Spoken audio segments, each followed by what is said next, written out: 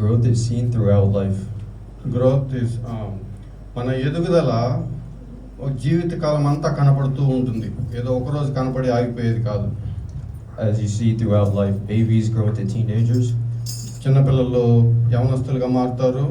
Teenagers grow into adults. యవనస్తులు తర్వాత పెద్దవారుగా అవుతారు.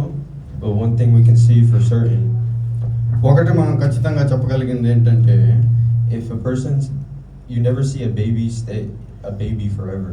మీరు ఎప్పుడు కూడా ఒక బేబీ పుట్టినప్పుడు ఆ బేబీ ఎల్లప్పుడూ బేబీగానే ఉండడు. If you see that, something's wrong. అలా కానీ చూసారంటే అదేదో తప్పు ఉన్నట్టు దాని అర్థం. It's the same way with our walk with Jesus. మనము దేవునిలో ఎదుగుట అనేది కూడా అలాగే ఉంటుంది. మనం గనక చిన్న బిడ్డలుగానే ఉండిపోతే అంటే ఏదో తప్పు ఉన్నట్లే దాని అర్థం. God wants us to grow mature. దేవుడు మనల్ని ఎదగాలని, ఆత్మీయంగా అంతకంతకు ఎదగాలని దేవుడు కోరుకుంటున్నాడు. In Hebrews chapter 5, it talks about how we should be teachers, but we need to go back to the basics to milk and not solid food. హెబ్రీయులకు రాయబడిన పత్రిక 5వ అధ్యాయం ఇప్పుడు మనం చదువుకున్న వాక్యంలో మనం ఎలాగా పిల్లల వలె మాత్రమే పాలు తాగేవారు మాత్రమే కాకుండా ఆత్మీయంగా ఎదగాలని దేవుడు ఇక్కడ మనకి హెచ్చరిస్తున్నాడు. Milk is the basics and the basic principles of the Word of God. పాలు అనగా దేవుని గురించి అయిన ఆరంభ సూత్రములు, ఆరంభమైన వాక్యముగా అక్కడ చెప్పబడుచున్నది. When you're a kid, it's necessary.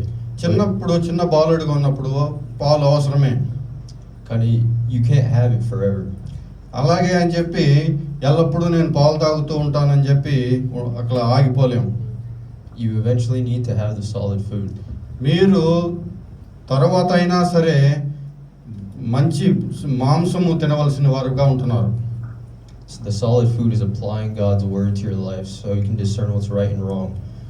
మంచి పాలు కాకుండా మంచి మాంసము అంటే పెద్దవారు తినే ఫుడ్, బలమైన ఆహారము, అది తినకపోతే అది తిన్నప్పుడు మనం ఆత్మీయంగా ఎలాగా మన జీవితంలో అన్వయింపజేసుకోవాలో తెలియజేస్తూ ఉంటుంది.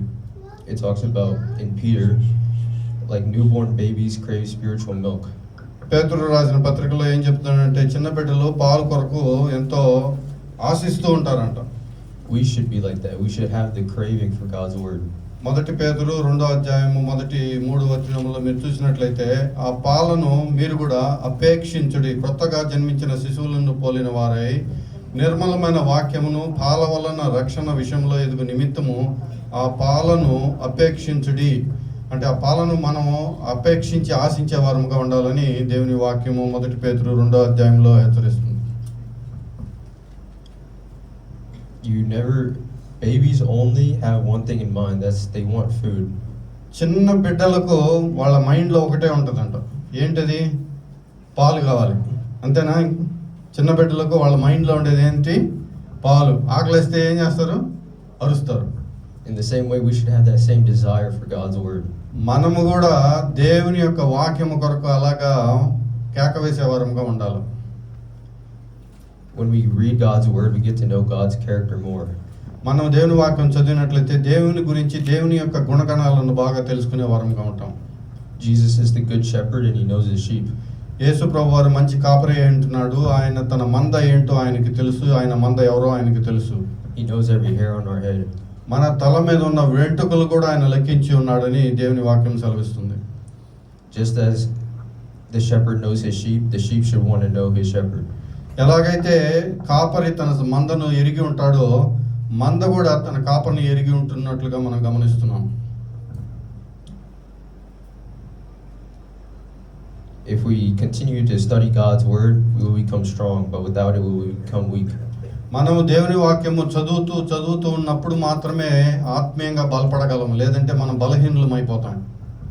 When you continue to read God's word, you'll see growth. మనము దేవుని వాక్యము చదువుతున్నప్పుడు మనము కూడా ఎదుగుతూ ఉంటాము, ఆత్మీయంగా ఎదుగుతూ ఉంటాము. మరగుజ్జుల వలె, చిన్న బిడ్డల వలె ఎల్లప్పుడూ ఉండిపోము. Here are 3 signs that you see growth in your life. ఇక్కడ మూడు సూత్రములు ఎదుగుదలకు గురించి చెప్పబడుచున్నవి.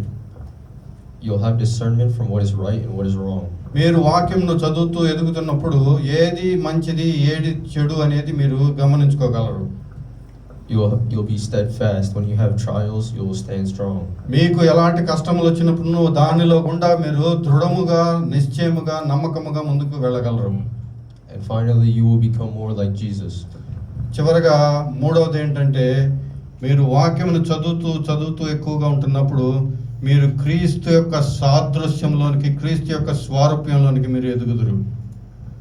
Overall, maturity takes time, but God expects some type of progress.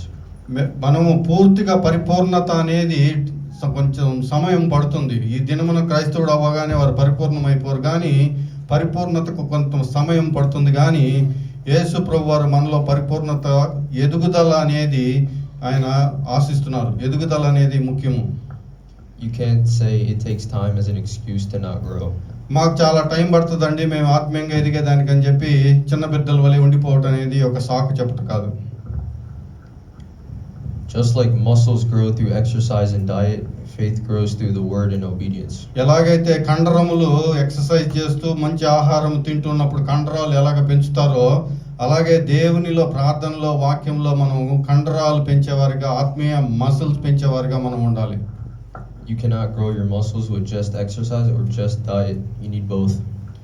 మీరు ఏదో ఒకటి పెట్టుకొని ఏదో ఆహారం తిని మేము కండరాలు పెంచుతామనో, లేదా ఉట్టి వ్యాయామం చేసి మేము కండరాలు పెంచుతామనో మీరు చేయలేరు. కానీ మీకు రెండూ కావాలి. అలాగే ప్రార్థన వాక్యం అనేది రెండూ మనకి అవసరముగా దేవుని సెలవిస్తున్నాడు. You need both the word and obedience application.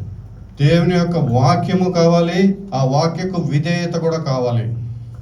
One question to ask yourself is, am I still on milk or am I moving to solid food? ఒక్క ప్రశ్న నేను మిమ్మల్ని అడగబోతున్నాను.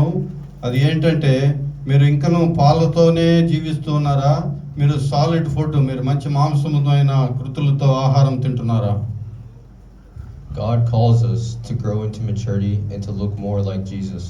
దేవుడు మనల్ని ఎందుకు పిలుస్తున్నాడంటే ఆయన స్వారూప్యంలోనికి పరిపూర్ణతలోనికి ఎదగాలని ఆయన మనల్ని అందరినీ పిలుస్తున్నాడు.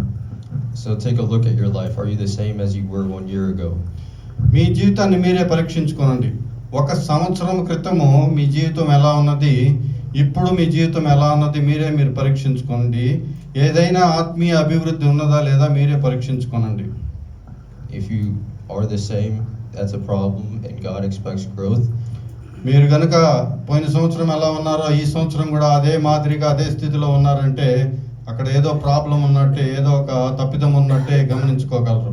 ఎందుకంటే దేవుడు మనలో ఎదుగుదల అనేది ఆయన ఆశిస్తున్నట్లుగా దేవుని వాక్యం సెలవిస్తుంది.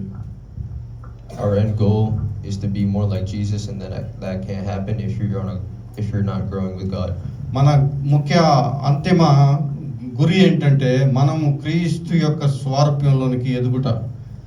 మన జీవితంలో ఎదుగుదల అనేది కనపడకపోతే మనం ఆ యొక్క మాదిరిలోనికి ఆ యొక్క పరిపూర్ణతలోనికి మనమే వెళ్ళలేము. అందుకని మనల్ని మనమే పరీక్షించుకోవాలి. That's it. Thank you.